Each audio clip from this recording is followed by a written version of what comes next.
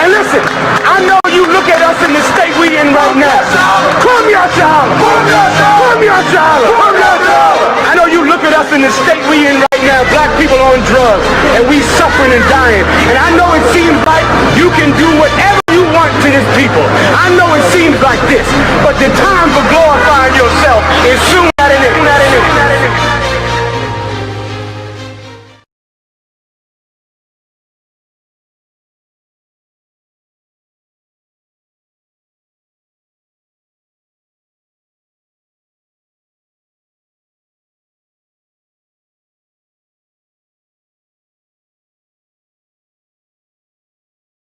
That's being spoken of in the book of Jude.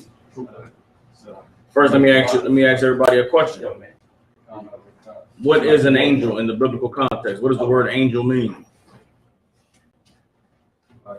Come on with it. Is it the spiritual beings that the powers that help create the world with and under the commandment of the Most High? No, that is not what an angel is in the Bible. So what does the word angel mean? Like you gave an example of an angel, heavenly beings that help the Most High create the universe. That is an example of an angel. What does the word angel mean? That's what I'm saying. He gave an example of an angel. I want to know, what does the word angel mean? Officer Knock. Is it like a messenger? Messenger. The word angel means messenger. You understand? A messenger of the Most High is what the word angel means. So now what can an angel be? Are angels only the heavenly beings that the Most High created to assist him in creating the universe? Is that the only thing an angel can be? Who else can be an angel? Like a prophet or something? Yes, prophets can be angels. In the book of Jude, the angels that are being spoken of are the men that the Most High chose to be his messengers. You understand? Now let's read the book of Jude and see if we can understand the context. You want to know where we at, brother? We at Jude, the book of Jude in the New Testament, towards the end of the Bible. I believe it's about a book or two before Revelations. And we're going to start at, New Testament. New Testament, Jude, and we're going to go to the 4th verse. The brother's question is in the 6th verse.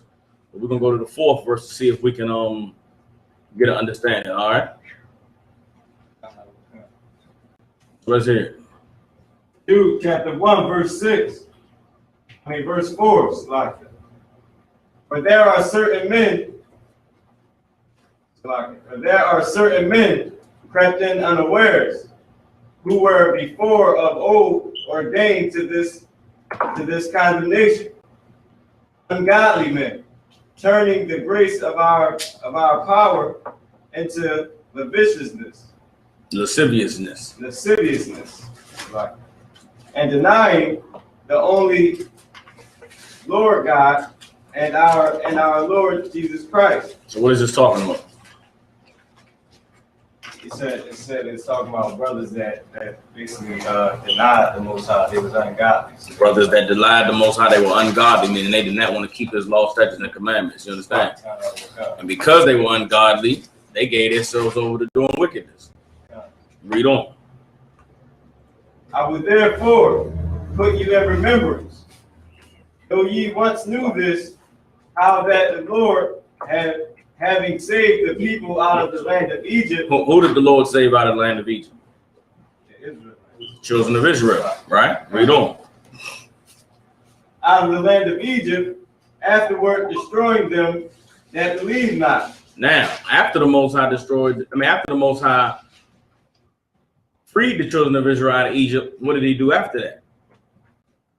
He destroyed the ones that didn't believe. He destroyed the ones that didn't believe. All the ones that didn't want to obey Moses, what happened to them in the wilderness? They died.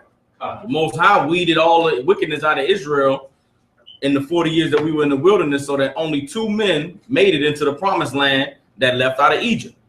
That was Joshua and Caleb. They were the only 2 men who lived in Egypt that survived the 40 years in the wilderness, because everybody else was killed by the Most High for their wickedness. Everybody understand? Let's read on. And the angels which kept not their first estate. And the angels which kept not their first estate, but left their own habitation.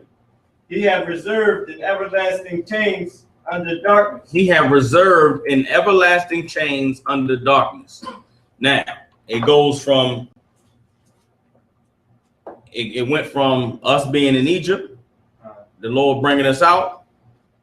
It went from Moses and us in the wilderness, and all the men who didn't want to follow Moses dying.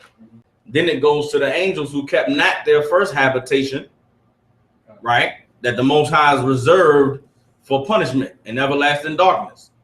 So once we left out of Egypt and we went into the wilderness, what happened next? What was the next thing? What was the next phase of our nation after we got into the wilderness? He cleaned us up. Raise your hand. He cleaned us up. Then what? After he cleaned us up? Set us in a new land. The Lord set us in a new land.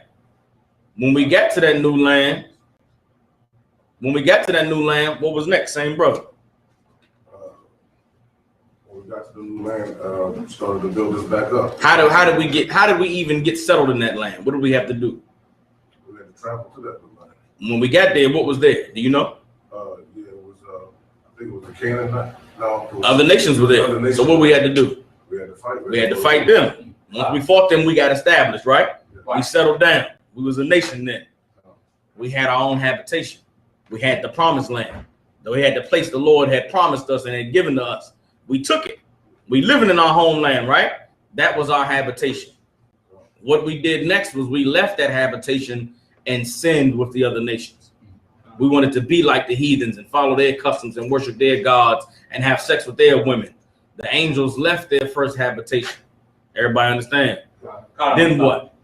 Then because we turned our backs on the Lord, the Most High promised what to those that disobeyed him? He have reserved in everlasting chains under darkness. Everlasting chains under darkness. What is the everlasting chains under darkness? Slavery. America. Being hooked on drugs, not knowing your nationality, not knowing who your father is, not knowing what land you come from. You understand? That's the everlasting darkness. Is talking about slavery. It's talking about the condition that we're in today. This what we're living through today is a direct result of us sinning against the Lord in the past. Everybody understand? We had a habitation, we had a place of rest, but we disobeyed the Most High, and because of it, we were destroyed. You understand? That's what this is talking about. You got it, Trooper Mahar, right? Marah, Trooper Marah. You got it? Everybody else clear on? All right. Any other questions? Come on, brother. Did you say only two were in the promised land, right? Yes. Was Aaron was one of them? Aaron was not one of them. Aaron died in the wilderness. It was Joshua and it was Caleb, I believe. Let me triple check that for you, but I believe it was Joshua and it was Caleb. All right. Anybody else? Any other questions? Come on, brother. So there was only two that went to the promised land, but the other tribes from the other kingdom came to the No. Understand this. We left out of Egypt, right? Right. It was thousands of us, Right. millions, almost a million. I don't know what the number is exactly, but there's a lot of us. We were in the wilderness for 40 years. Right. The people that physically walked out of Egypt, they all died while we were in the wilderness. But them people that walked out of Egypt, they had children, right? Right. They was making babies in the wilderness, right? Oh yeah. They was raising up new children in the wilderness. 40 years, you can get a whole 2 generations, right? Oh yeah. That's who walked into the promised land. Oh, so the children was the one that went into the promised land. Yes, they were not living in Egypt though. Right. You know what I'm saying? That's why I said the only ones that lived in Egypt that walked into the promised land was Joshua and Caleb. Everybody else that lived in Egypt, they did not see the promised land. They died in the wilderness.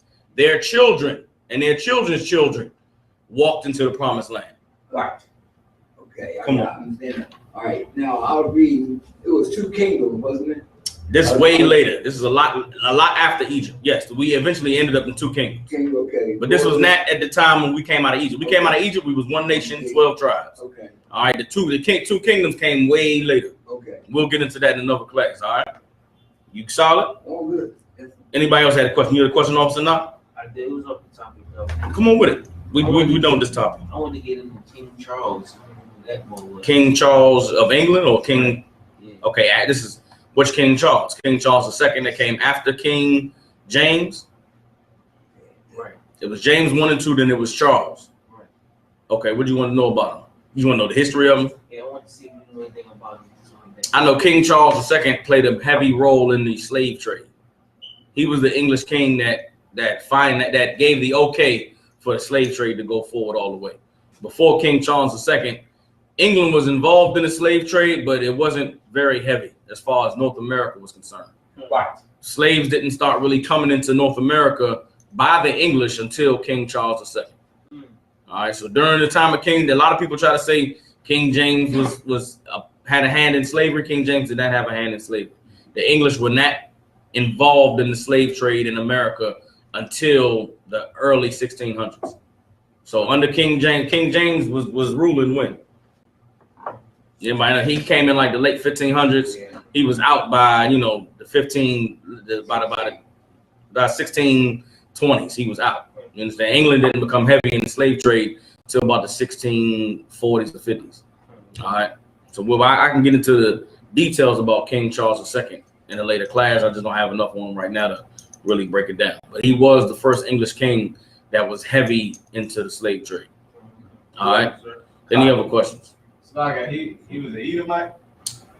Charles II? I can't say for sure. Okay. I'm not sure. I know King James was a black man. Right. King James was the sixth James of Scotland, right? When the king that was in England died, King James of Scotland became King James I of England. He unified Scotland and England through the royalty. He unified the bloodlines. He was king over England and king over Scotland.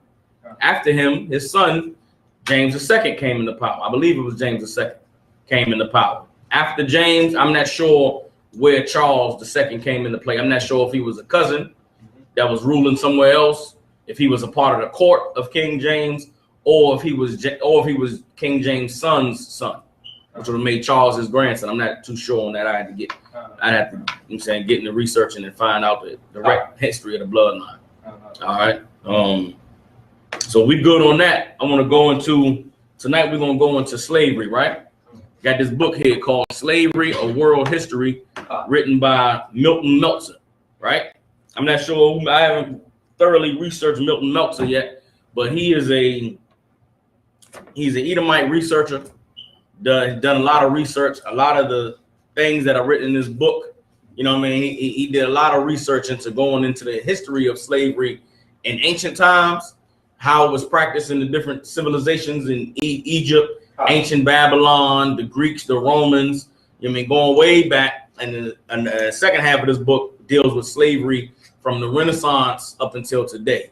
All right, so the Renaissance era is when this white man came to power in Europe, started whitewashing everything, made everything white. It's really when white supremacy began. It was deep, heavy about this book as he goes into how slavery was not a racist institution in ancient times. In ancient Greece and ancient Rome, being black, being white, tall or short had nothing to do with you being a slave. Black people owned slaves. Black people had power. White people were slaves. White people were poor, had power. White supremacy did not come into play in the world until the Renaissance era. All right, but I want to get into this book and I want to get into slavery as an historical topic because a lot of people are confused about what exactly slavery is. Right. We all hear slavery, we think you're back getting whipped and being hung from a tree. We think American slavery. American slavery was very savage. You understand? What the white man did hasn't been done in other places in the world. The way he enslaved us, beat us, whipped us, stripped our history, our heritage, our culture, wouldn't let us read. This is not something that has been practiced everywhere on the earth. Everybody understand? Slavery is, however, a necessary aspect of human civilization. Everybody understand? You cannot have an empire without slavery. You cannot have a thriving civilization without slavery. You cannot have a ruling class without having someone who serves that ruling class. Everybody understand? So we're going to go into the history of slavery. I'm going to go into the Bible and show you how the Lord gave us laws about slavery to there's a humane way to rule over someone. There's a humane way to have someone be your servant, be your slave, and it doesn't have to be you raping their daughters or raping them or raping their wives. That's not slavery. A lot of people, we're going to have slaves when we get in the kingdom, right? A lot of people think that means we're going to be raping white women. We're not going to rape nobody in the kingdom. Everybody understand? We're not going to, have sex with a white man's wife or have sex with a Chinese man's wife and then give her back. That's not slavery in the Bible. You understand? Even in the Bible, slaves there's a certain level of humanity that you have to treat a person with. And we're going to go into the Bible. We're going to get the details of slavery as the Lord prescribes it. You understand? And we're going to talk about slavery as existed in the history of the human race. Everybody understand? First, I'm going to get a couple definitions, right? Let's get the definition of the word slavery. You might have a dictionary. Come on, brother. Slavery, like labor force today. It's exactly like the labor force today. And when they first when they first came to the United States, they was only come here to be like a servant, like labor work. After I think it was 7 years, they were supposed to let free. That's why there was a lot of blacks in the United States that wasn't slaves. Okay. Their family was already here, because there was a law that the first ones that came to the United States was the ones that were just here for labor. But this is what you gotta understand, brother. When it comes to slavery in America, you got to be real careful. Yeah. You got to be real careful when you talk about free blacks and how they came here, because there was different areas where slavery was instituted differently in America. Right. You can't just say in America some blacks came to be free servants or workers, because that was not that free labor did not exist in the South in America. There were no free blacks coming to America to pick cotton. There were no free blacks picking tobacco. Hear me out. That's what I'm saying. There were some free blacks that came to work in New York City, that came to work in Boston doing shipbuilding and building houses and doing farming. Right. But you got to be careful when you say free blacks came over here, because that makes some people think that slavery wasn't horrible, that blacks migrated here to just work, and that's not the case. You understand? In schools now in America, in public schools, they teach the transatlantic slave trade was not a slave trade where we were forced to be slaves and put on the bottom of ships and brought over here. In public schools now, they call it the transatlantic migration. Right. You understand? To migrate means one group of people says, hey, there's nothing good for us here. We can't make no money. There's better opportunities over there. Let's go travel there to work. That is not what black people did coming to America.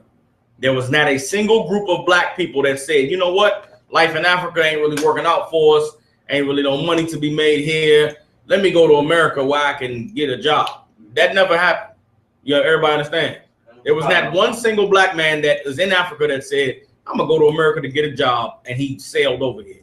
We came to America on the bottom of slave ships, forced on those slave ships by Africans who went to war with us in Africa, rounded us up, kidnapped us, forced us in chains, took us to the white man and sold us. That is how we came to America. You understand? They were the Africans who did that, right? Yeah, raise your hand, brother. The Africans were the ones that put us in slavery. They were the ones that, put us in captivity. But now, real quick, let's go into the dictionary.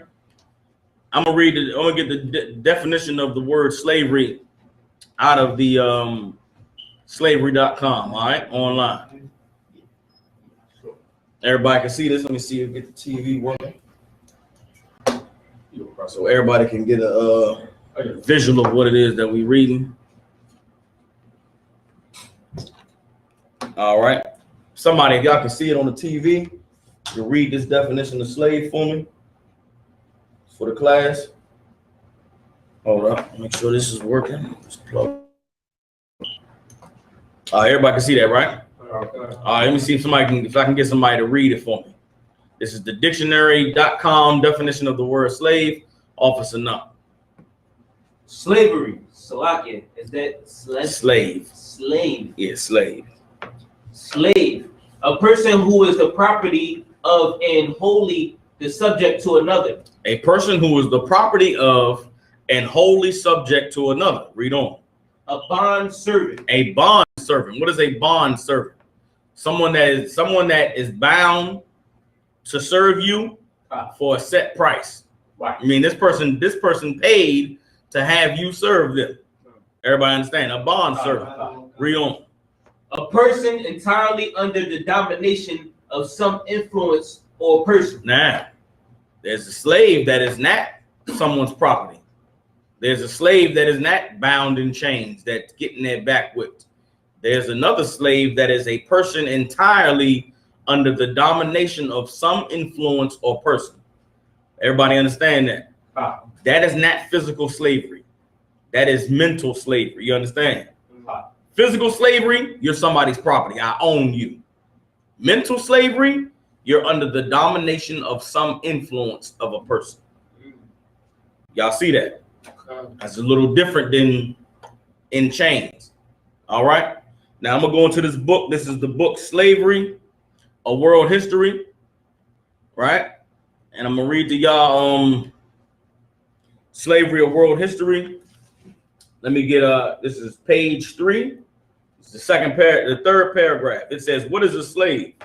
The dictionary defines a slave as a person held in bondage to another. The root of the word is a national name, Slav. The adaptation of Slav to slave comes from the time when the Germans supplied the slave markets of Europe with captured Slavs. Thus, a national name that meant glory became perverted by chance or malice to mean servitude. This aspect of the history of slavery will be discussed in a later chapter. It goes on and says, a slave then is a man who is the property of another. Property is something owned, land, goods, money, that to which a person has legal title. And the owner has the exclusive rights to possess, enjoy, and dispose of this property. Everybody understand? So being a slave means physical slavery means a person owns you and they can do whatever they want to do with you. You like their horse or their cup or their shoes. Everybody understand? A little bit more. Often the word chattel is used in connection with slavery. Chattel means property or capital. Everybody understand? Like you have a car is capital, a house is capital, land. Something that you have in possession, but you can sell it at a higher value. That's capital.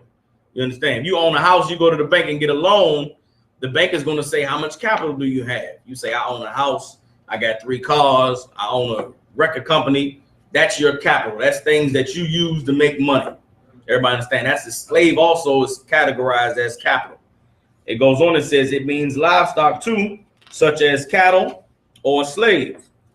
Now I'm gonna read. This is the white man explaining slavery in his mind. Everybody understand? This is the 4th page. It says to possess something, to hold property means to have unlimited power over it. The slave is subjected to his master, not just to his authority, but to the full exercise of his master's power. That power has always been used to compel the slave to work. A free laborer, meaning somebody that's working for free or they're choosing to work, can stop working whenever he likes. It may sometimes be at the risk of starving, but he can quit. The slave cannot. His life is like a tool in the hands of his master. The power of the master enables him to use that tool for his own purposes. In the master's eye, the slave has no will. And the reason why I just read that is because I want us to understand something. Being a black man in America, you are not a free laborer. Being the descendants of slaves in the Western Hemisphere, blacks, Hispanics, and Native American Indians, we are still in the same situation that our ancestors were in when the white man physically had us in chains. Why do I say that? Now, if we're slaves in America, who are free laborers? Somebody give me an example of somebody that has a choice on whether or not they work here in America. Officer Knox. Somebody that comes from money in their background. Not too well. Somebody that comes from money in their background. Why do you say that? Why do you say somebody with money in their background has a choice to work or not?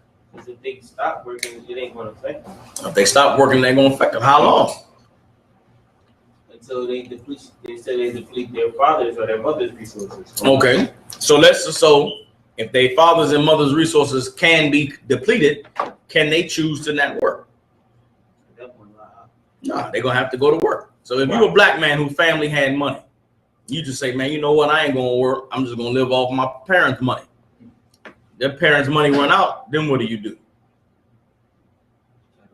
gotta work. Now, let's use that example for a Chinese man in America.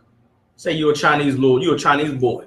Your parents worked hard, made money, had a fortune, right? You raised up in America. You just say, you know what? I'm not going to work. I'm going to live off my parents' money. Once that Chinese boy runs through his parents' money, what options does he have to survive on the earth? He can go back to China. He ain't got to work. He ain't got to be a slave to the white man. He can get on a plane and go back to China. And what does he get when he go back to China? He'll get welfare. He can go be a manager of the company. He can go use his American education and start his own business, make a new fortune. Right. He has the choice of going back to China. Same with an East Indian child. Same with an African child. Same with a white man. Now, your parents from Mexico, and they come over here and work hard and make some money. You a Mexican and you decide, I'm not going to go to work. What happens when you run out of money? Can you go to Mexico? Can the Mexican government got welfare for you? Can you go to Mexico and use your American education to get a fortune? No, this is Puerto Rican. You born in America, you raised in New York City, your parents made money doing whatever. They died, leave you the money, you just kick back. You run out of that money, you gonna go back to Puerto Rico? Puerto Rican government got welfare set up for you. They got a system in place for you to become rich in the Puerto Rican whatever business they got. No, everybody understand. There's a difference between the status we have here in America and the status that these other nations have. We are slaves because we don't have a choice in life. Either you work or what? Or you starve to death. You're a black man in America now. You ain't got to go to work. You ain't got to have a 9 to 5. You can just say, you know what, man? To hell with this system. I ain't going to work. How you going to put a roof over your head? That's right. How you going to put clothes on your back? How you going to eat? As a black man in America, you can't even be a bum in America. You understand? You a black man, a healthy black man in America. The shelter is only going to house you for a small amount of time before they put you on a work program where you got to go out and seek a job every day. You understand? Welfare ain't unlimited and forever. You understand? Even the welfare they do give you is not enough for a person to even sustain themselves. If you're a black man in America or a man in America and you work a minimum wage job, don't you know that you cannot provide housing for yourself anywhere in America? Let me get the statistics for y'all. If you are a human being in America, all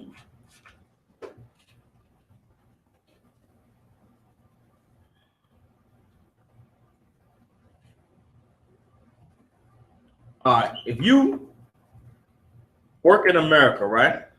You're a man and a woman in America, and you make a minimum wage. I'm gonna pull this map up for y'all so y'all can see what kind of housing you can afford. All right, if you work minimum wage in America, give me 1 second.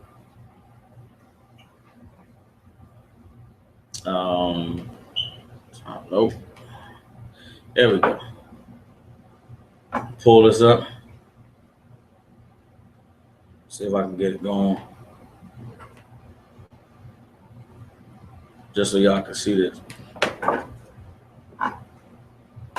And this spells out. Hold on. Oh, man.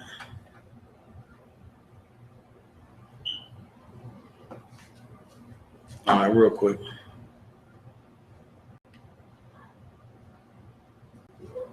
Everybody see that, right? Real quick. Give me 1 second. Okay. 1 second. Make sure I get this so everybody can see it.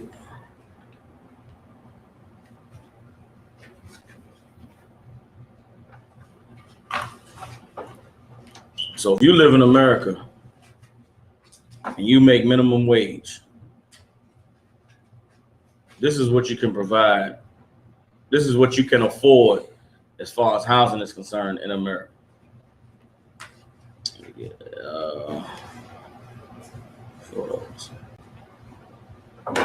it big. All right, so give me 1 second. Okay, here we go. This is the hours at minimum wage needed to afford rent. In no state can a minimum wage worker afford a 2-bedroom unit at fair market rent, working a standard 40-hour work week. Everybody understand that? If you live in America and you work a 40-hour job at minimum wage, you cannot afford a 2-bedroom apartment anywhere in America. You understand? If you work at you working at McDonald's and you go to apartments.com, you just wasting your life, because there's not a single apartment that you can find for rent. Everybody understand? So if you're a man that got a kid, 2 kids, whatever the case may be, or you're a single black woman, got a child, you working a minimum wage 9-to-5 job, you cannot provide housing for yourself. Does everybody understand that? Now, if you're a Chinese man in this position, you can just go back to China. If you're a French man in this position, you can go back to France. If you're African, you can just go back to Africa. You understand? But as a black man, Hispanic man, Native Indian man and woman, you asked out. Everybody understand? Now, America's supposed to be the land of the free and land of opportunity. These other nations come over here, they make money, they got businesses in their communities. We are the people that don't have no businesses. We are the ones that got to go to these other nations for help. Everybody understand? And that leaves us in a position where we have no choice but to serve these people. You understand? Let me get real quick. Let me get Deuteronomy 28. Where the Most High prophesied the predicament that we find ourselves in here in America. The Lord promises that if we didn't obey him and keep his laws, that we would be in the situation that we find ourselves in today. Let me know when y'all get it. Come on, Officer Knock, you had something? Even in Alaska, you need to make more than 80 hours a week. Even in Alaska, you need more than 80 hours a week. Now, let me ask y'all, if anybody can do some math, how many hours are there in a week? Does anybody know? Well, in 5 days is 40. So you know, 5 days ain't 40 hours. That's 24 times 7. 24 times 7. Quick math real quick. 20 times 7 is 140. 168. 168 hours in a week. You got to work 80 in order to provide housing for yourself. How many hours do you have left for yourself? 88 hours. You have 88 hours left. You work, that's working 12 hours a day to do that. To do 80 hours in a week is working 5 12-hour shifts. Everybody understand that? Or is it more than that? That's 7 12-hour shifts. To work 80 hours in a week is 7 12-hour shifts. Now, that's not strange to our people. That's something that black people are doing right now. I personally know a lot of people who work in 7 12-hour shifts, whether it's 2 jobs, 3 jobs, you understand, 5 days of 12 hours, picking up some side work. That's how we living and surviving in this place. And that is how we have been forced to live and survive in this place for a very long time. Everybody understand? By the definition that the white man put forth, we are slaves still today in America. Let me get Deuteronomy chapter 28, verse 48. Let's get the prophecy the Lord put down for the children of Israel. Young brother, come on with it. The book of Deuteronomy, chapter 28, verse 48. Therefore shalt thou serve thine enemies, which the Lord shall send against thee, in hunger, and in thirst, and in nakedness. The Lord said in hunger and in thirst and in nakedness. The Most High said we was going to serve our enemies. And that's what we're doing here in America today. If you hungry, go get a job. If you thirsty, go get a job. You want some shoes to put on your feet, go get a job. You understand? You want to put a roof over your head, go get a job. The Lord said we were going to serve our enemies for one of all things. You understand? Where you going to get this job? There's no black organization established to give black people work. Everybody understand? There's no black African American union of workers. You're gonna get a job, you're going to go to the white man. You understand? He's the only one that even hired you. You can't go to the Chinese and get a job. Go to Chinatown and try to get a job. Go to the carryout that you grew up on with fried chicken and fried rice and ask them for a job. They're gonna tell you hell no. Go to the Arab bodega, try to get a job. Have y'all ever seen a black man working at Crown Fried Chicken? I've been in Philly for 4 years. I ain't seen it yet. Is there any black people work at Crown Fried Chicken? No, you can't go to Crown Fried Chicken and get a job. You ever seen a black man working at 7-Eleven? You seen a black man gas station attendant? These things I've never seen in my life. I've never gone to the gas station at 1 a.m, leaving from wherever I'm at, and it's a brother behind the glass. Young man. You know what's funny? I seen one black woman working at A+. You seen a black woman with that? You came up because I couldn't even find that. You understand? I could not find that. But it's funny that it was a woman. Yeah, it was a woman. Now they give a black woman a job. That's because sometimes, unfortunately, they had sisters doing all types of nastiness, bowing down to these heathens on these jobs. You understand? But as a man, it's unnatural to just bow yourself down to another man. Everybody understand? Officer Yanaquan. So if I could, you're right about that. Because you know what I'm saying, I seen, but even though you know, when you go into the Chinese stores where they have the you know, the baristas and stuff, you see some of the sisters in there, and then you also see you know, like in some of the, like, you know, the what do you call this, the seafood place. Yeah. You'll see some brothers like on 69th Street, you know, down here. Yeah. Like where, you know, where Oriel and them live. Yeah. So it's like on that corner, and you know, when you go down, when we go into his house, we turn that corner, but there's a crab shop right there on the corner. Yeah, I'm here. And his brothers is working there, but you don't see many, like you said. That's true. Majority you don't even see, you know. Yeah, like I said, a lot of times these places won't even hire you. They won't even give you the time of day, young man. I've seen one black brother working 7-Eleven, but I believe he is a homosexual. Come. So, you know what I mean? He get a job at 7-Eleven, but he got a full out beating out of black man. To be a homosexual is not, to be a homosexual is not, it's like anti-black.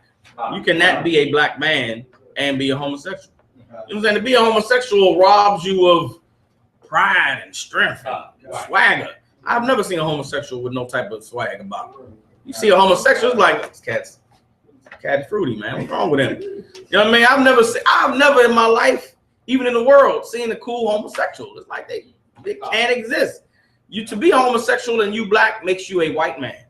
And to be a white man is to be uncool. They don't want to grow up and be, you know, whatever white man people idolize. Who the hell wants to grow up and be him? You understand? But that's what being a homosexual makes you. You understand? So like the brother said, if we do get a job amongst these heathens, you got to be a homosexual or you got to make yourself like them. You get a job with the Arabs selling oils, you got to put on a dress and a kufi and say assalamu alaikum. And even then the Arabs look at you like, you know, you disgusting. The brother told me a story about Islam that made me sick to my stomach. You understand? Them Arabs do not look at you with no type of honor, no respect. And it goes for every other heathen whose culture that we try to join ourselves to. Everybody understand? So I'm gonna go. Now we pull the scripture. I'm gonna go back to the book and read a little bit more. Right? It says, "What is the effect of a relationship of absolute domination? What does slavery do to the slave's personality and to the master's? For both, it is a moral disaster. It seems safe to say that a sense of one's own worth is at the root of morality." Does everybody understand what he just said? The sense of one's own worth is at the root of morality. What is morality? Does anybody know? Young man. Your morals, the values you live by. That's what morality is. Your sense of what's right and what's wrong. They said that at the root of your sense of right and wrong is your worth. How do you value yourself? Now, if you have low self-worth, then what is your right and wrong like? Meaning, if you don't value yourself, what does right and wrong look like to you? Right. If you have low self-worth, are you going to have a high standard of what's right and what's wrong? For example, look at a brother or sister on drugs. To be on drugs and to be strung out on crack or heroin or whatever the drug may be, you have a low self-worth, which means right and wrong to that person doesn't even really matter in their life, which is why a person that's hooked on drugs will do anything to get high. They'll offer to give you oral sex. A woman will offer to give you her body. A woman with a child will offer her child to have sex with you so that they can get high. A person who doesn't have a high sense of self-worth, their right and wrong is at a very low standard. They don't have morality. Someone living at the bottom doesn't have morality. When they feel like their life isn't worth anything, they don't care about right and wrong. These brothers out here that's robbing and murdering and killing, what do they think about themselves? Think their life ain't about nothing. I'd rather be dead than to be broke. I'd rather it be said that I died, robbing and hustling than to be said I died on my knees like a slave. That's how our people thinking, which is why you see us committing the crimes that we commit. Why you see us murdering each other, robbing each other, and just living a horrible life. We don't value ourselves. Who do we value though? We do value the lives of the white man, which is why brothers will kill each other in the streets, but they won't kill the white man. White man running the church and shoot 9 black people, will go march and protest and ask him to take a flag down. But let a Negro step on your shoes in the club, you'll blow his brains out. You understand? That's at the root of morality is the sense of your self-worth. I'm gonna read on. It says, by denying a man's humanity, slavery prevents him from developing a sense of human dignity. And that is what has happened to us in America. We have been denied our humanity. The white man does not treat us like we are human beings. He treats us like we are things. We are his slaves. And because the white man does not value our lives and treats us like he doesn't value our lives, over the years, we've learned not to value ourselves.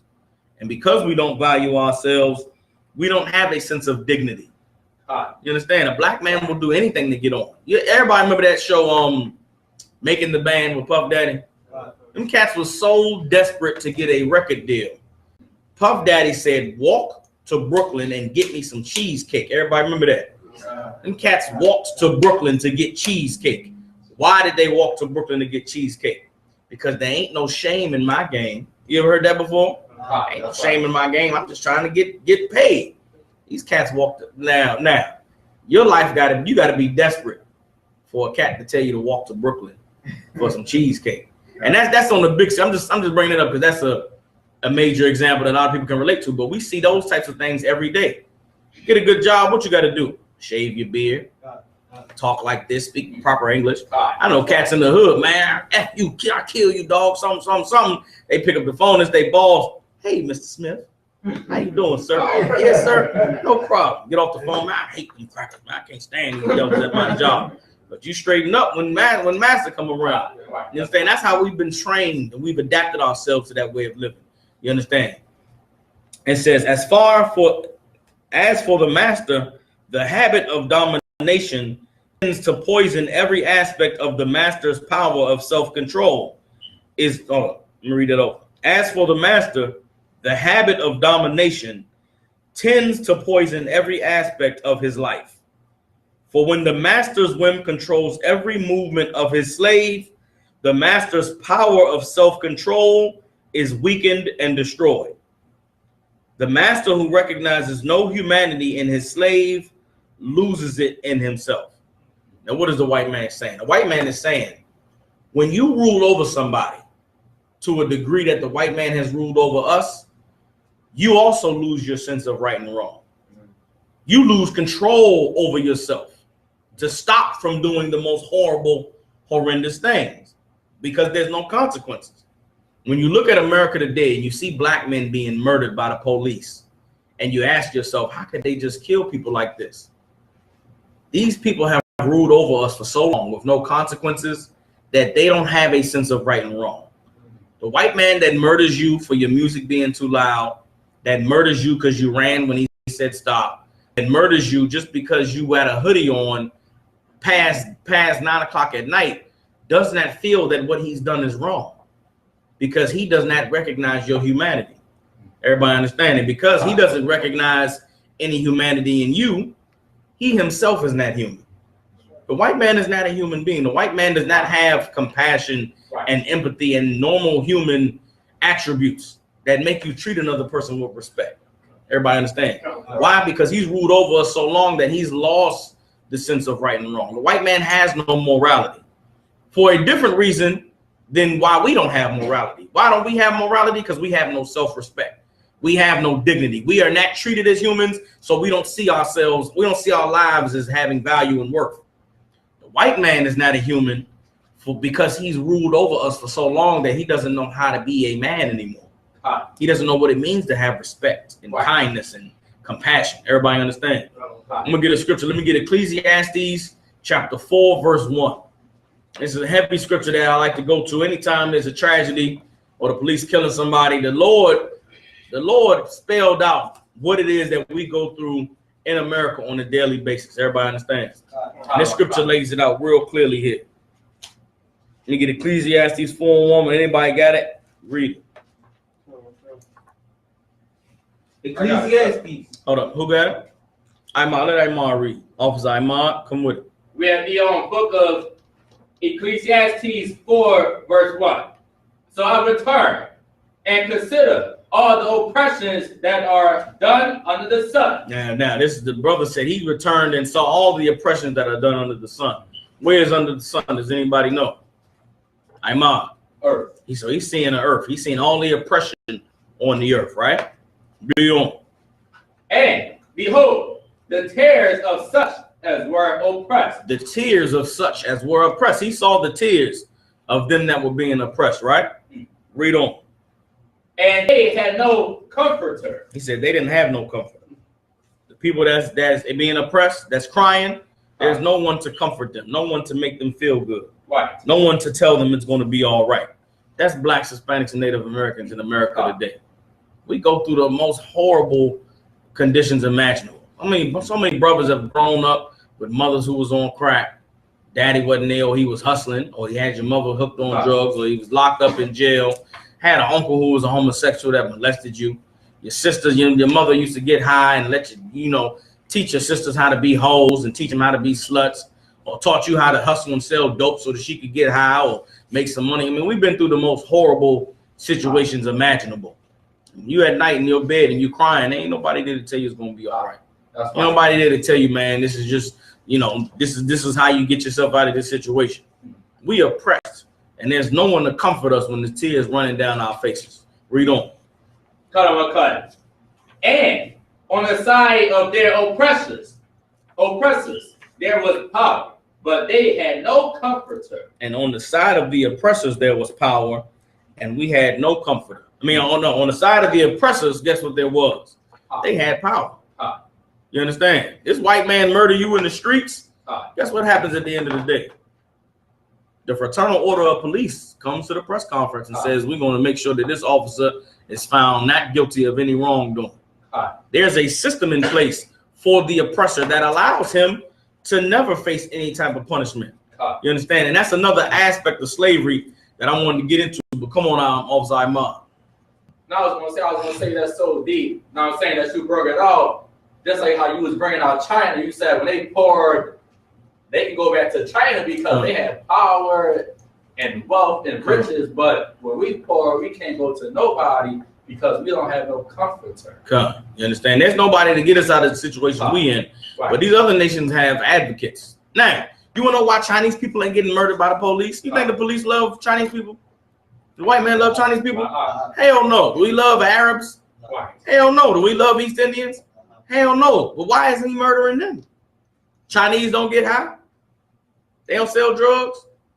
They don't beat their women getting domestic abuse situations. Yes. These people are human beings just like us. They do the same things we do. They get high and fight and go to parties and kill each other. But why isn't the police murdering them in the streets? You want to know why? Because they have power. Let the white man murder some Chinese. China will send delegates to the U.S., to the government and say, listen here, we got the button ready to press it. Let another Chinese man get killed. And y'all going to see what China about. They kill the East Indians. East Indians say, listen here, All of them companies that y'all sending, y'all got jobs. Listen, the East Indians control every human resources department of every major company. You ever called your cell phone lately and tried to get an extension on your bill? The cat, you don't even understand the cat. This is this is Mobutu from Mutubika. You understand? You can't understand that cat. Why? Because he over in East India somewhere. Would you like an extension on your bill? Let me see it. You gotta work with him to try and get a deal. Now, let some East Indians start getting killed. Let 7-Eleven start getting robbed in mass numbers. East Indians will say, listen here, all these cell phone bills ain't getting paid if y'all don't stop our people from dying. We'll shut it down. You understand?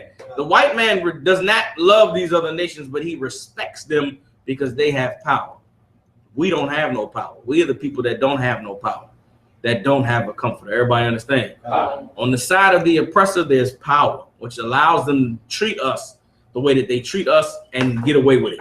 Everybody understand? But that it should not be this way. You understand? But this is the situation we living in because we are still in the situation of slavery. You understand? Now, a slave is a person that is property, right? Someone that is dominated mentally by someone else. But a system of slavery cannot exist unless there's a system in place that makes it profitable. Everybody understand? Slavery in America and slavery in the world is only possible because there's a system in place to protect the interests of the slave master. Here in America, we still slaves today. What stops us from breaking free? I'll tell you, there's a system in place that is designed to keep you a slave.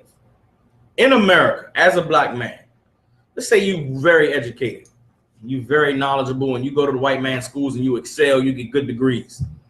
Don't you know there's a system in place that will block you from getting government loans and bank loans at a low interest rate so that you can start a business in your community? Right.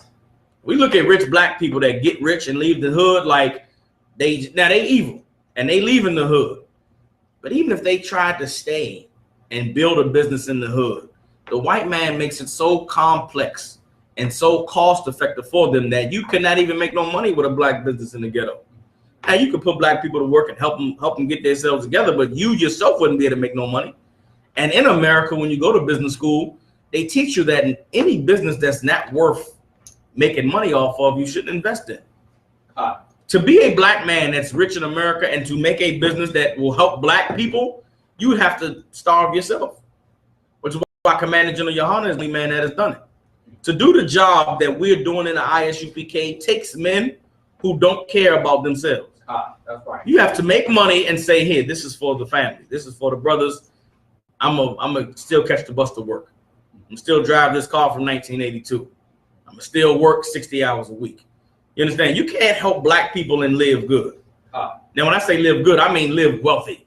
Live where you relax and kick your feet up. The white man has made it so that if you want to help black people, you're gonna struggle yourself. You understand? But for the Chinese, you want to know why the Chinese and the Africans and the East Indians come over here and they're able to start these businesses? Because the white man has made deals with their governments for very low interest rates. The building, y'all see this store down the street, Brownies, right?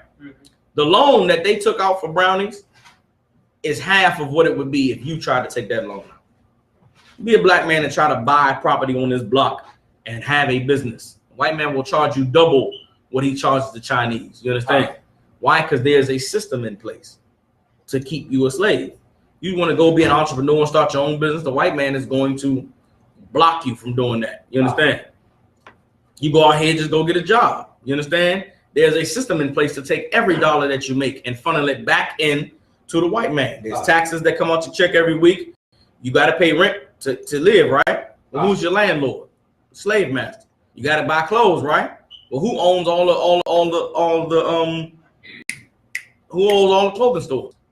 The white man. You got to eat, right? Do we have land that we own? Is anybody growing their own cattle? Anybody know somebody raising corn? In Philly, no. You take that money you make, go get some food, it goes right back to the white man. It goes back into the system. Right. Let's say you want to rebel against the system. You don't want to go to work. I shouldn't have to be a slave, man. I'm a hustler. I'm going to get my own way. Say you want to start slanging waters. Go to Sam's Club, buy a 24-pack of waters, right? You buy a 24 pack for $4. You sell each water for $1. You make $20, right? Don't you know that the police will lock you up for having an unlicensed business? Right. You understand? There's a system in place that is designed to keep you as a slave. Let's say you just want to rebel, period, and say, the hell with this. I'm going to start robbing these Chinese and robbing these Arabs that's making money off of my people. Why do you think they got the police for? The police come lock you up and throw you in jail. When you go to jail, what do you become? You become a free labor. There's a lot of things being manufactured and produced in prison right now in America. All those black men are working for free. All those Hispanics are working for free. But there's a company who owns 95% of the stock in this prison. So as black men and Hispanics fill this prison up, what's happening? He's getting paid. His investment is paying off. Everybody understand? Slavery cannot exist without a system that allows it to perpetuate itself or allows it to continue going on. And that is what America is for a black, Hispanic, and Native American Indian man. Right. It is a system in place that's designed to birth you a slave, raise you a slave, and make sure that you raise children that are slaves. The only way we break free from that is through the truth of the Most High. Everybody understand? Officer Aymar, you've been dying. You want to say something? Y'all gonna say, that's real deep. Now I'm saying because today a whole lot of college kids, they going to college. Right after college, they get a job, but because of the white man system, once they go to college and actually get that degree, now they still owe thousands and thousands and thousands of dollars on student loans. You're still a slave. You understand? That's right. And then the way slavery today, and it's always been this way, but slavery in a lot of ways is exacted through the money you make. They call it a wage slave, meaning you're working just to pay somebody else. How many of us really is working for ourselves? How many of us can say that? Even a brother or sister that work at Walmart, you're not working for yourself. You're working for the government. You're working to pay them taxes. You're working to pay that rent, pay that electric. You understand? Because you need it to survive. We are completely dependent on this system, on the white man system, for all the things that are necessary for life. Water. Imagine try to go 30 days without going to the white man for water. You'll die in 3 because where can you get water from that doesn't come from the white man? Don't you know that it is illegal in some states in America to collect rainwater? You cannot put a bucket. I can pull it up for you if you want me to. They lock you up for collecting rainwater. Let's say you decide, I want to, man, the hell with this white man. Bottled water, I'm done with it. You throw the bottled water out. I'm living off the land. I'm gonna be a free man. They catch you collecting rainwater, they will throw you in jail. They will throw you in jail. You understand? Come on with it, bro. Yeah, I was just quote on the water thing. So you got Philadelphia, you got to pay water on the rainwater that runs off your roof. Yeah, that's what I'm saying. Yeah. You cannot collect rainwater. You cannot collect the rainwater. Runs off your roof. You have to pay. They will throw you in jail. You cannot grow if you have. Let's say you have a backyard. You lucky enough to have a big backyard. You can't grow any fruit back there without getting a license from the government. I dare anybody try to grow a pound of apples or a pound of potatoes in your backyard. If the government finds out, the police finds out, you're going to jail for producing agriculture unlicensed. His neighbors snitch on you. Neighbors will snitch on you. Why? Because the neighbor's mad. Neighbor's mad because this nigga getting free water. I gotta pay for my water. They'll throw you in jail. It's hell, man. We living in hell, and we are complete slaves by every definition, by every, you know what I'm saying. Imagine every definition imaginable. We slaves in America. Come on up. I went to my red mom crib. She Jamaican style came. Huh. So she got cucumbers and tomatoes in her backyard and all this crazy stuff. I'm like, yo, you growing cucumbers? I was blown away. Yeah. I had never seen nobody do that, and I guess that's why, because it's illegal. I didn't know that. It is illegal, and a lot of us don't do it not because it's illegal. A lot of us don't do it because we just don't know how to do it. Right. I mean, like, you just don't know. How do I? If I wanted to plant a potato garden, I would know where's the first place to start. You know.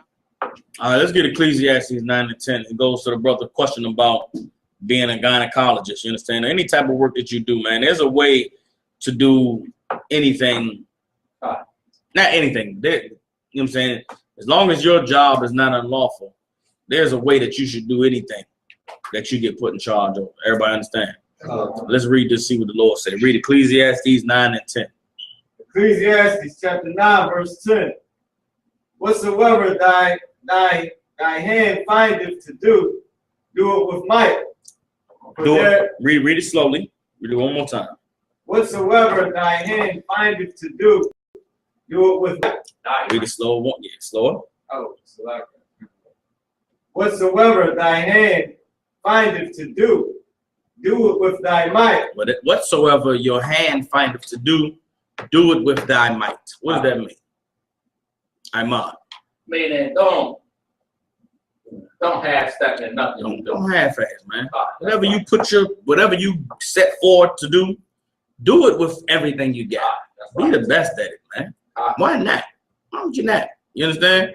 And that goes for everything in life as well as any slavery you got. Now, don't be silly and be you ain't got to be the greatest street sweeper ever. That ain't what the Lord's saying. You understand? The things that you put yourself, invest yourself in, make the best out of it. You understand? Now, if your job is being a street sweeper, make sure you're at work on time. Make sure you're there the 8 hours they need you to be there. Just do your job. You there to make your money, just make the money. You understand? Whatever your slavery is, if the goal is to make this money so I can pay these bills and save up so I can do this and do that, but then make sure you're at work so you can make the money. Make sure you can save. Make sure you're saving if that's what your goal is. Make sure you're doing the things that need to be done. Whatever you set yourself to do it to the best of your ability. Everybody understand? And that comes to serving the Most High, raising your children, you know what I mean, being an honorable man that's respected. Do those things well. You understand? Don't be known as a cat that had potential. When I was in the world, I was a cat that had a ton of potential. Oh, he could do this and do that. And I would start to do something and I would never finish. You understand? And I prayed the Lord when I came into the truth that I would not be that man anymore. That I would be a cat that if I started something, that I would do it. And thanks to the Most High in Christ, for the most part, I've shaken that potential nonsense. It's something that I set myself to do, I do it. Right. Everybody should be that way. You understand? You ain't got to be that cat that had a ton of potential. You can be the cat that does it. That's what the Lord is talking about. Read on. Do it with thy might, for there is no work, nor device, nor knowledge, nor wisdom in the grave whither thou goest. And do the work you can while you're here, because when you die, ain't no more work to be done. Right. Ain't no more knowledge to be expounded upon. Ain't no more teachings, no scripture to break down when you're dead. If you're going to do something, man, do it and do it good. Do it to the best of your ability. And let that be your legacy. Because once you're dead, ain't no legacy. Right. When you're dead, you're only be remembered by what you did. So everything you do it to the best. Everybody understands. That goes to that. Let's go back into the slavery, man. Like I said, this book is real heavy, man. Today, some of us are lucky enough. Some of us have been lucky enough to get out, to go to college, right? Get a good job. The problem is, because of the way the white man's system is established, someone who makes it looks at you like they're better than you, or they're on a higher level. You understand? The cat that, was the manager at Walmart looks at the cat that works at the sanitation job like he's doo-doo. He's shit. You get on the train. I used to be in construction. I used to get on the train, and these broads that work as secretaries would put their nose up at me. And I would be on the train dirty as hell because I done worked 8 hours and long and hard. But I'm making more than these broads. And I know I'm making more than these broads because we all eat lunch at the same place. I'm downtown working at construction site. 12 o'clock, everybody go to lunch, right? So I'm at lunch at the Chipotle with the lawyer broads or the broads in nursing school or whatever. I hear them talking about, girl, you gonna let me borrow $5 for this lunch today? I don't get my check till Friday. They, you know what I'm saying? I can tell they in certain situations they struggling with money. They don't know I'm making good money. I'm dirty and sweaty and I'm hot as hell all day, but I'm paid at the end of the week. And I would get on the train, dirty and smelly and looking like I've been through hell. And these broads wouldn't even want me to sit next to them on the train. Get on the train and bitch all looking at you all funny, or she move her bag, or she go stand up when you go to sit down, and I'd be like, no sweat. You think you doing it with your little government job, not knowing I'm making $20 more than you, Charlie. could buy you back and forth twice. You understand? These people, these people with these government jobs, they look at us like they doing better than us. We're gonna go back into this book and we're gonna show you that these cats with government jobs is no better slaves than you and I. All right. It's page 79 in the book Slavery, A World History by Milton Knox. All right. It says, besides the domestic, the agricultural, and the industrial slaves, all privately owned, there was another kind in Greece, the public slave. So this is talking about in the land of Greece, the different types of slaves they had. And they had domestic slaves. What is that? A house servant. Somebody lives in your house, raises your kids, the nurse, the cat that lay your suit out every day. You understand? Domestic slave, meaning he's in the house. The agricultural slave, somebody that works in the field, picking cotton, growing corn, doing whatever field work needs to be done.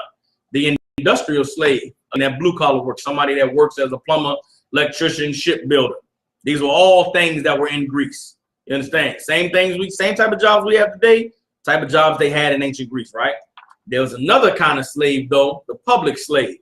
We're going to read about the public slave. It says the governments of the city-states bought workers to perform public services.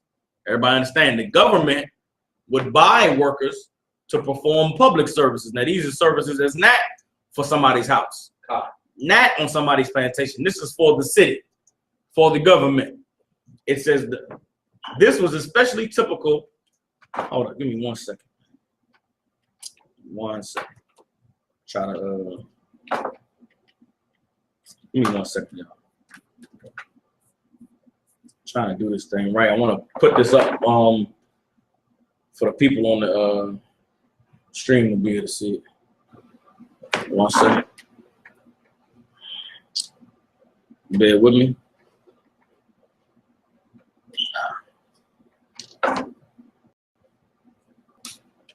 All right, going back, it says the governments of the city-states bought workers to perform public services. This was especially typical of the cities distant from the heart of Greece. The barbarians nearby were a cheap and convenient source to draw upon for forced labor. For example, the public works department in Epidamnus, now Dorazo in Albania, was staffed entirely by slaves. The professions in Chalcedon, now Kadikoy, Turkey, at the entrance to the Bosporus, were filled completely with public slaves. In Athens, the policemen, strange as it seems, were a slave corps of 300 Scythian archers. They were armed and had the power to arrest free men. It is difficult to imagine black slaves in the American South armed with guns and having authority over whites. Athenians also used public slaves. Now, we're going to find out how public slaves were used in Athens. It says the Athenians also used public slaves as inspectors of weights and measures, as heralds, registrars, accountants, scribes, and executioners. Slaves staffed the mint and swept and repaired the streets. Now, what does that sound like today? Police officers, sanitation. Police officers, sanitation. What do we call those? Trashmen. What do we call those type of jobs? Blue collar. The blue collar, but they special type of jobs. To work for the city is different than just working for a private company. What's the difference? You work for the city, you got a what kind of job? You work for the city. What kind of job you got? City could be, they could be both white and blue. No, it could be white and blue, but there's a title that we give city jobs. Working for Walmart is different than working for the city of Philadelphia. No, it's not blue collar. No, it's not for the city. Let's say you work for the state. Say you work for the young man. Ladies always say they got a good job or how they say these jobs is special to us. As black people, you get one of these type of jobs, you special. That's right. Young brother. career. No. Trooper not. I mean, officer not. Government job. Government jobs. Black people with government jobs think they didn't made it, right? I got a government job. I'm better than you. I got a government job. Are you working doing this and doing that? I got a government job.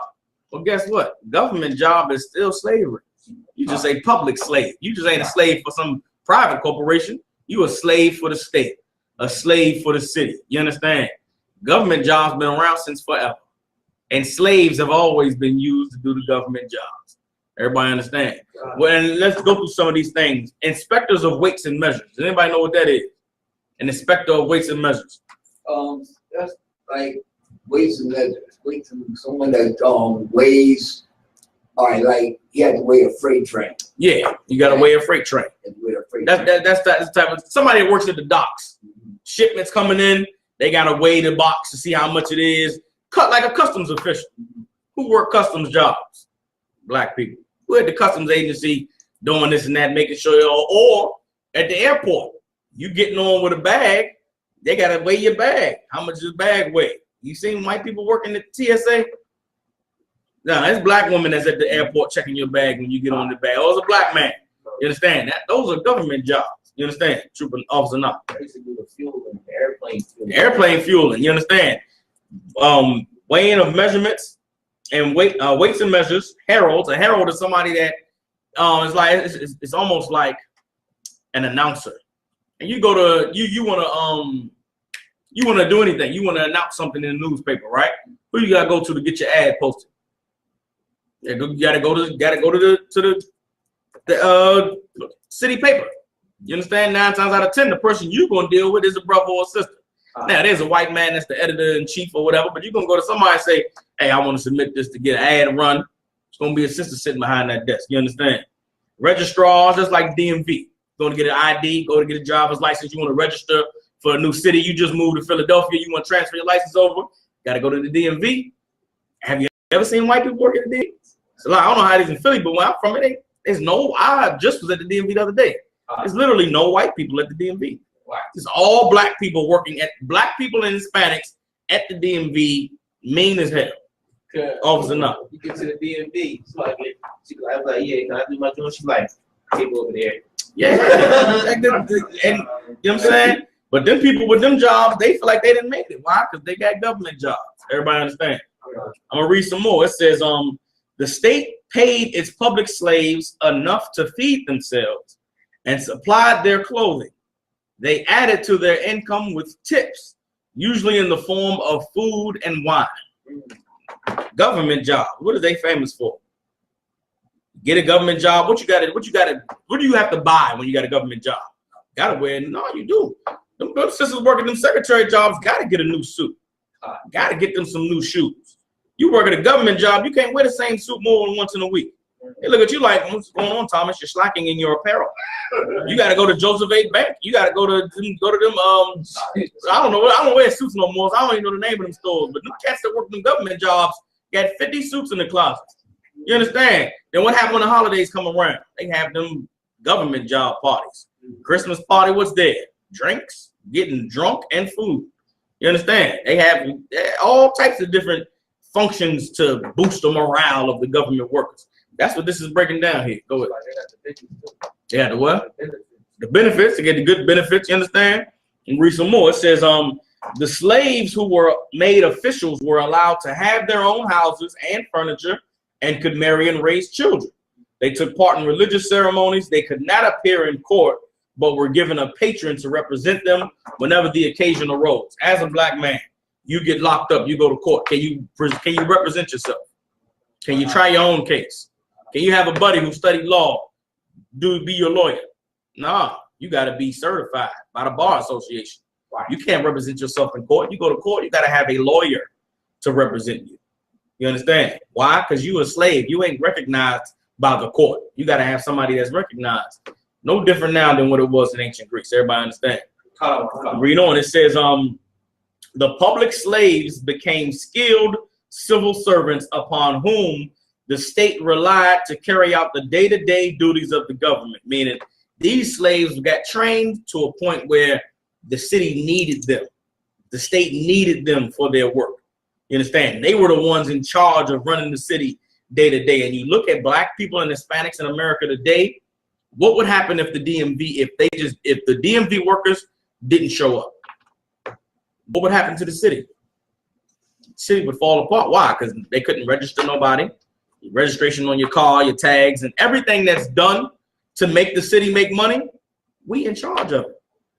We the ones working at the DMV. You know what the DMV deals with? You get a ticket on your car. The DMV is the one that deals with the city getting the money. Let's say we stop going to the DMV. How would the city be able to get the money for all the tickets they didn't wrote? They wouldn't. How would you be able to get your court date to show up to know when the court? You wouldn't. You understand? The city has become reliable, has come to rely on the slavery of these slaves, these public slaves. You understand? It said elected officials came and went in short terms, but the public slaves stayed on the job. With these government jobs, I know a cat that's in a work a government job now. When Bush was president, he hated his job because he worked a certain amount of hours, had to do a bunch of paperwork. Barack Obama got elected, he was happy because his job became easy. Barack Obama's about to no longer be president. It's going to be somebody new. But guess who's never going anywhere? Him, on that government job. And the people he worked under been there since forever. I got a godmother that's been in government job for 35 years. You understand?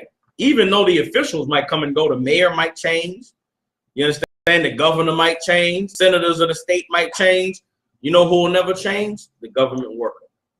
The president changed. He bringing a whole new cabinet of workers to come with him. Whole new Secretary of State and Secretary of Defense. But guess who never changes? The person that punches the buttons on and fills out the paperwork and answers the phone calls. The government workers, they never change. You understand why? Because they're bound into that public slavery job. And once you get a certain type of job and you get used to making the money and used to living a certain type of way, you'll never give that job up. You got a cat that got a good government job. He's been there for 6 years. Get him to quit that job. He'll look at you like you're crazy. He'll fight you over that job. Quit my job? Like, what? You know how hard I work for this job? Hell no, I ain't quitting this job. These brothers that work for SEPTA, you know what you had to do to get in there for SEPTA? Before they let you drive a bus, you got to sweep the floors for about 2 years. Before you get to be able to drive a bus, you're going to have to, take out the trash for 2 years. You can't just you cannot just go get a CDL, show up at SEPTA and say, hey, man, I want to drive a bus. Before they let you drive a bus, you're going to sweep the train steps. You're going to sweep the train. You're going to mop the floors. You're going to, take your boss's lunch. You can't just get in these government jobs sweet and easy. Or you got to go to college for 4 years, and then you're paying the white man back student loans. Everybody understand? To get these good government jobs, you got to prove yourself be a worthy slave. And once you you jump through hoops for 2 years, making minimum wage, they bump your money up $5. You're not going to go back to minimum wage for nothing. You kill somebody before you go back to making $8 an hour if you make it 13. Everybody understand? This government job's been around since forever. It's just a public form of slavery. You ain't bound to just a single master. You bound to the city, bound to the state. Everybody understand? One more line. It says he became indispensable to the officials above him, and as the reliable and trusted civil servant, he was usually treated well. These government workers are treated very good because the duty that they perform for their masters is necessary. And without them performing that duty, the city falls apart, the state falls apart, and the white man not gonna let that happen. That's why them government jobs are sweet. You get your government job, man, you living by a slave standard, you living good. Everybody understand? Officer not. Would they be like the movie The Butler? Just like the movie The Butler. Now, was being the butler a prestigious job? No, it wasn't. Oh, yeah. Being a butler, you was a butler. You was the man that's bringing this cat his tea and folding his clothes and brushing the dust off his shoulders. What black man wants to be somebody's personal slave? That's not an honorable job. You feel what I'm saying? Now, does it pay good? Yes. Does the benefits well? Yes. Do you get to have a nice house and a car with your kids and your wife going to good schools? Yes. But every day you got to be a man's slave.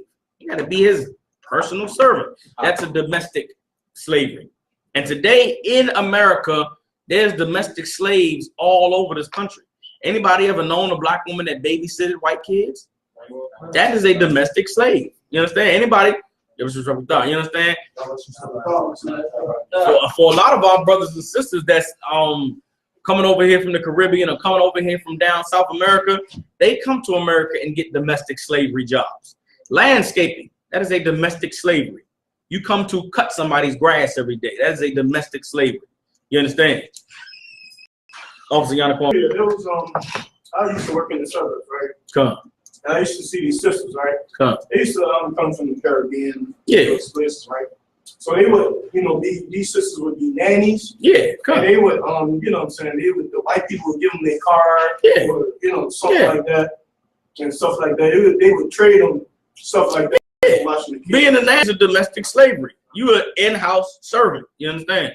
That's all that is, and it's never gone away. There's still, you go to like Philadelphia, go to downtown Philadelphia in the middle of the day, around 11 o'clock, 10 o'clock. Go downtown Center City, you'll see black women pushing a stroller with 3 white babies in it.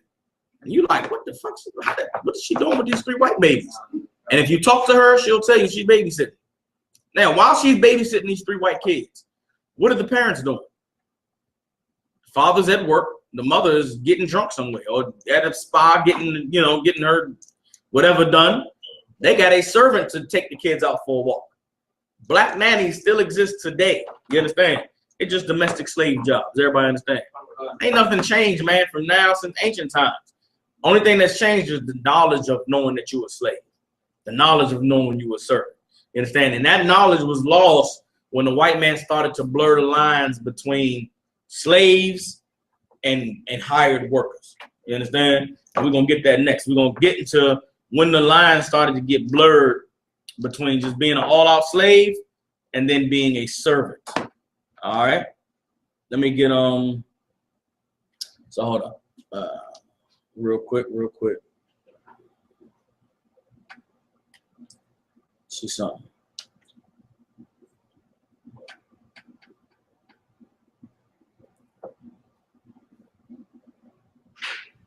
All right, so here we go. Let me see. I thought I titled this. I'm trying to find a excerpt from the book where it talks about the lines being blurred between slaves. Here we go. From slavery to citizenship, right? Go ahead and show y'all when the lines started to become blurred. Today, a lot of people don't think that they're slaves. They think that they've been freed, right? What are we taught in high school? Does anybody know? What are we taught in the white man's public schools? Does anybody know about slavery? Come on with it, Officer Knox. Emancipation Proclamation, right? They said Abraham Lincoln freed the slaves, right? Right. But let me let y'all in on a little secret about the Emancipation Proclamation. If you get a legal dictionary, now, Webster's dictionary is a good dictionary, right? English dictionary tell you the definition of words. There's another type of dictionary, which is a law dictionary or a legal dictionary. Legal definitions are different than plain English definitions. Everybody understand? Plain English gives you the everyday usage of a word.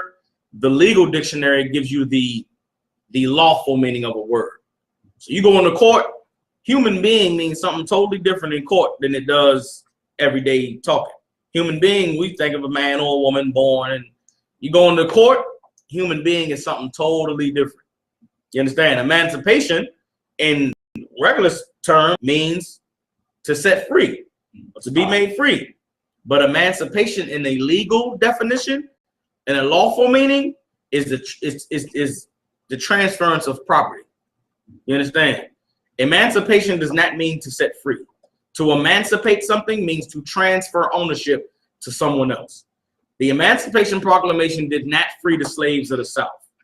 The Emancipation Proclamation transferred ownership of those slaves out of the hand of the slave owners into the hand of the United States government, which is why right after the Emancipation Proclamation, the white man passed the 13th Amendment to the Constitution. Does anybody know what the 13th Amendment to the U.S. Constitution says? Imad. So that says that we was about 3/5 of a man. No, that was early in the Constitution. In the 13th Amendment to the U.S. Constitution, it bans slavery except if you're committed for a crime. So the 13th Amendment said no more slaves in America unless you found guilty. Right. And if you found guilty, you're a slave, right? And everybody under the 13th Amendment, all the slaves now became U.S. citizens. The word citizen means one thing in the regular dictionary, means something different in the legal dictionary. You understand? You had to get a legal dictionary to look it up. But the word citizen does not mean what you think it means. You get a legal dictionary, the word citizen means something different. The word emancipate does not mean to set free. Black people were not freed by Abraham Lincoln. Ownership of the slaves were transferred from the slave owners to the government, which is why after the Civil War, the slave owners in the South were paid reparations from the government. Why were they paid reparations? For loss of property. What property did the slave owners in the South lose during the Civil War? They lost their slaves. Everybody understand? There's a reason why the U.S. government paid all the slave owners in the South after the Civil War. The reason was to compensate them for having taken all of their slaves. The slaves now became property of the U.S. government, which is why everybody had to start getting birth certificates. Everybody had to get a social security card issued. Everybody understand? Those things bind you to the government as a citizen or as a slave of the state. Everybody understand? I just want to get that out there. The word emancipate does not mean to set free, but we taught in America, Emancipation Proclamation 1865, black people were set free. We were not set free. We were no longer personal slaves of the slave owners. We became slaves to the government. Everybody understand? Moving forward from that, this is how slavery transitioned to citizenship in ancient times. We have page 218 in the book History of Slavery, right? It says, beginning in the 8th century, when the Carolingians became rulers of the Frankish domains, a great many slaves began to be emancipated every year. Again, that word emancipated. Marc Bloch, the French historian of feudalism, believes that the masters favored this policy because the economy was changing. The great farms of the past, were the old latifundia, which is what they were called in Greek times, were now subdivided and masses of slave labor were no longer needed. So they get into a time where they didn't need slaves anymore, right? But what did they need? They needed farmers. They needed somebody to work the land, pay rent, right? It says greater wealth could be derived from the exaction of rents and services than from the operation of vast estates.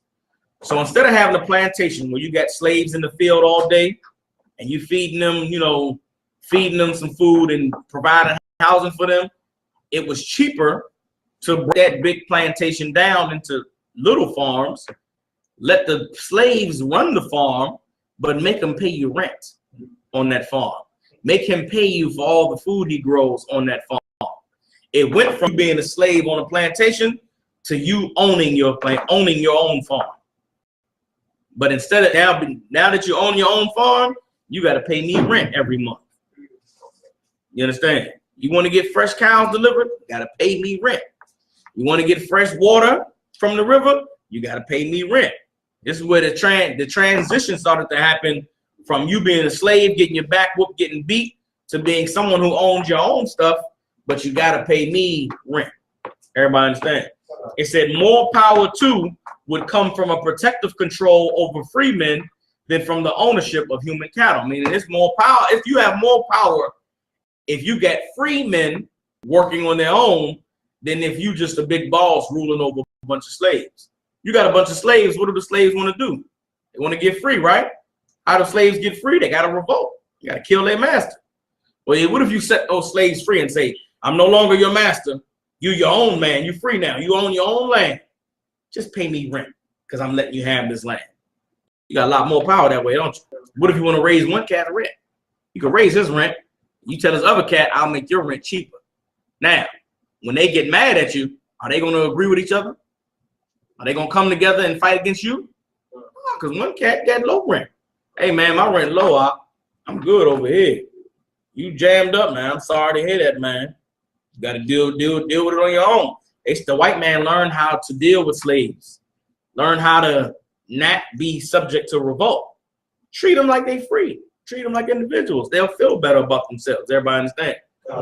It said, and the voice of the church finally was being heeded as men concerned with saving their souls freed their slaves as an act of special piety. Meaning the church started to get involved and people thought that freeing their slaves made them holy, made them honorable. You understand?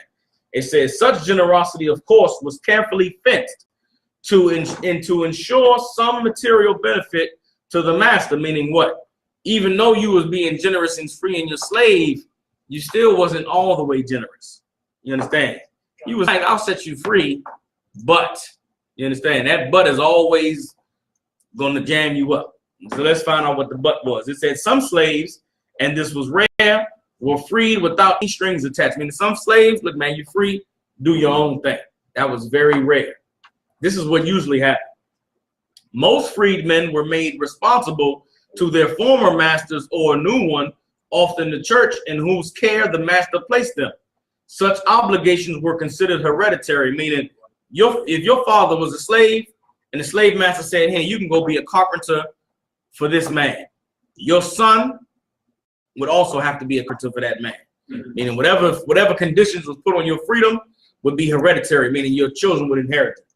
It said such obligations were considered hereditary. So although the emancipator lost a slave, even though the man that traded you, set you free, or you was no longer his slave, lost a slave, he or another gained a dependent.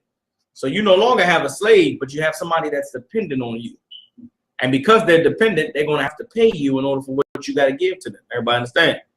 It said, hold on. Under feudalism, this arrangement assured the freedman of a needed protector and usually made him the tenant of his patron.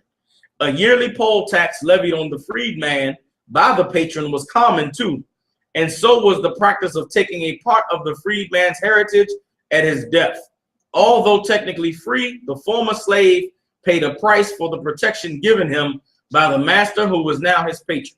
And look at us in America today. White man said he set us free during the Emancipation Proclamation, right? But what does every one of us have to do if we have a job? We all got to pay taxes. We all raise kids. What happened during the Vietnam War? You black people had children, but guess what? You're going to have to give them up for his war effort. They drafted to have black people forced to go fight for Vietnam. Why was your children forced to go fight? Because that's one of the conditions of you being free. You get to choose where you go to work, get to choose where you live. No problem. Make sure you pay these taxes every year, and make sure that if a war comes up, you send your children to fight. Right. Everybody understand? That's how slavery transitioned to citizenship. Went from being on the plantation to now paying rent.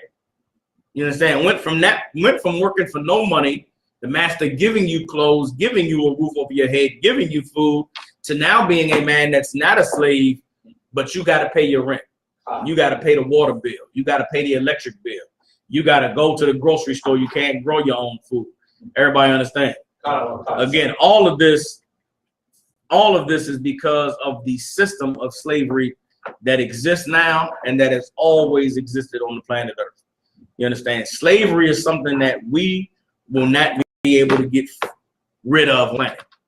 In order for the earth to function and for human beings to live together, there has to be a master, there has to be a servant. Right. And when Christ comes on this earth, it will be no different. The setup will be no different.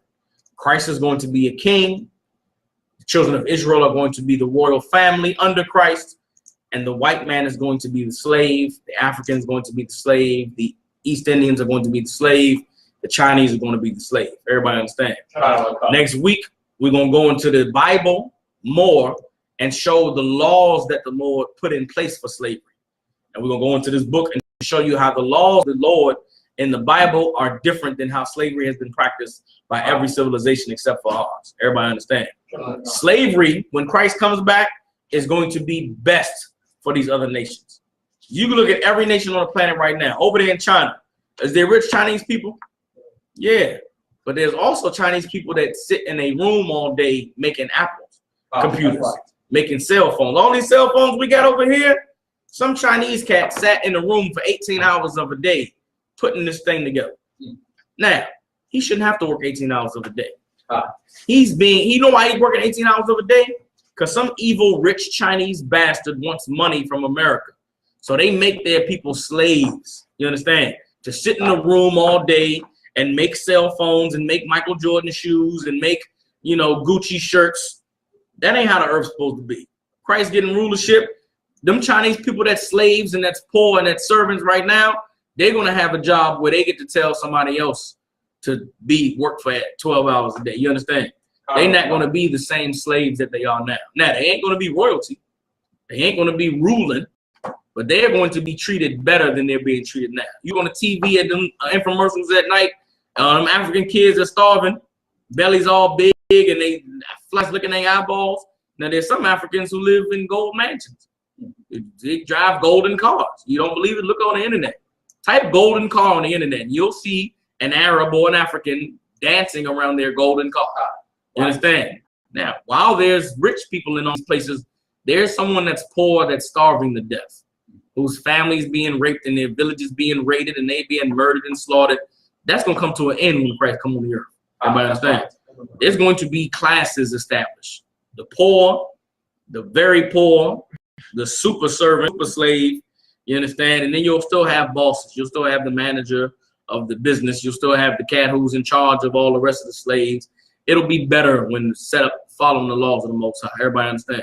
Obviously on the Quran. Yeah, they say when the wicked is ruling. Yeah, let's close out with that scripture. Matter of fact, Ecclesiastes. No, it's not. Ecclesiastes 7:7. Let me see it.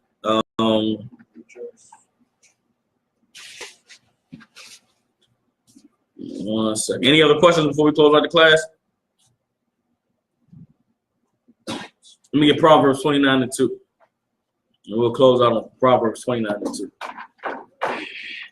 Again, for the next few weeks, man, we're going to go into the slavery book, go into the history of slavery. We'll go into the Bible, discuss, what slavery is, how the children of Israel were ordered to conduct themselves with their slaves. And you're going to see, man, when Christ get here, the evil that's going on in the earth today is not going to be going on. You understand? Now, there's going to be vengeance paid on all the slave masters that's on the earth today.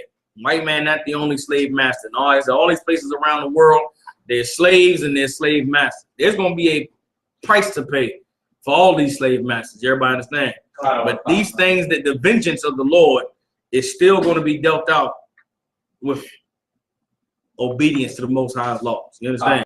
Righteous men are not going to be raping Chinese women, raping white women. You understand? You ain't going to have a white man as your slave and you go rape this woman in front of him. None of that nonsense going on in the kingdom. You understand why? Because there's laws in place against those things. We're going to discuss that next week. All right. Proverbs 29:2. Young man, you got it. Proverbs chapter 29, verse 2. When the righteous are in authority, the people rejoice. When the righteous are in authority, the people rejoice. Everybody understand that? That's what the kingdom of heaven is going to be like. That's what life is like in ISUPK. You understand? In ISUPK, guess what? We are slaves. Who are we slaves to? No. Officer, not. The Most High in Christ. I'm a servant to the Most High in Christ. You understand? Remember that mental slavery? When you ruled over you dominated by the what is it? Let me see, get back the definition from the what's the name? A person entirely under the domination of some influence or person. I am a slave to the Most High in Christ.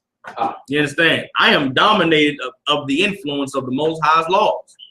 You understand? The example that Christ set is the example that I want to live by. Everybody understand? I am a slave to the truth, man, and that's what all of us should be, because we're going to be servants still when Christ returns. Now, is it evil being a servant to Christ? Is it a horrible thing being a slave to the laws of the Most High? No, the Bible say when the righteous are in authority, the people rejoice. Life has never been better than when I came into the truth. When I came into the truth, guess what? I didn't have the freedom to be an evildoer. I didn't have the freedom to smoke weed and have sex with hoes and get high. But I did have the truth of the Most High. I did have a knowledge of how to live right, which took away me wanting the freedom to get high. Everybody understand? When the righteous are in authority, the people rejoice, man. There's nothing but rejoicing in the ISUPK, even though we are all servants to the Most High in Christ. Read on. When the righteous are in authority, the people rejoice.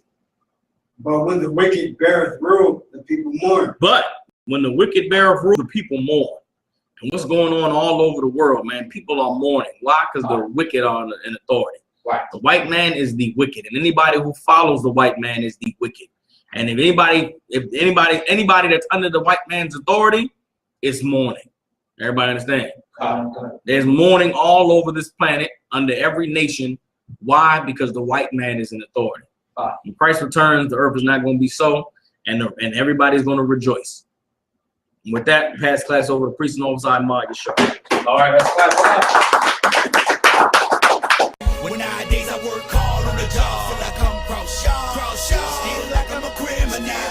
Crime and get caught, it could be your first charge. Like, man, you ain't getting the minimum. It go dip, squat, 5 mile run, push, pull, sit on, goddamn, strong. Looking at my baby, trying to keep them doing wrong. It's too long for they grown, I can't leave them on their own. They killed Daddy like he had a 30-day KK. The news covering up the story, but they say